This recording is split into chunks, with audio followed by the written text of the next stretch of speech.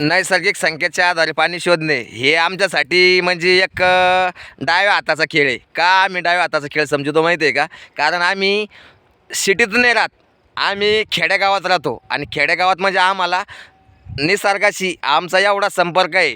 कारण आम्ही म्हणजे उठले पडले की निसर्गाच्या सान्निध्यात असतो. त्याच्यामुळं आम्हाला जमिनीतलं पाणी शोधण्यासाठी जे नैसर्गिक संकेत आहे हे आम्हाला पूर्वजांना सांगून ठेवलेले, आम्ही त्याचा अभ्यास केला आणि आम्हाला ते पावलोपावली दिसतात. म्हणून तुम्हाला आज हा व्हिडिओ बनवायचा टाईम पडला. तर बघा मित्रांनो, हे एक 5-6 एकर क्षेत्र आहे. 5-6 एकर क्षेत्रामध्ये फक्त हे 1 गुंठाभर जागा आहे. 1 गुंठाभर जागेमध्ये सौंदर्याचे झाड, आपण जे सौंदर्याचं झाड म्हणतो, तर जर झाड मोठं असेल त्याला आम्ही सौंदर्य म्हणतो आणि जर ते छोटेले छोटेले झाडं असेल तर आम्ही त्याला पालकाठी म्हणतो. तर हे पालकाठीचं टक्कल आहे मित्रांनो. टक्कल समजतं का तुम्हाला? तर टक्कल आम्ही म्हणतो म्हणजे जरा लय मोठ्या जागेमध्ये जर छोटी जागा असेल आणि त्याच्या जर छोट्या जागेत असेल तर आम्ही त्याला टक्कल म्हणतो. तसं हे टक्कल आहे बरं का.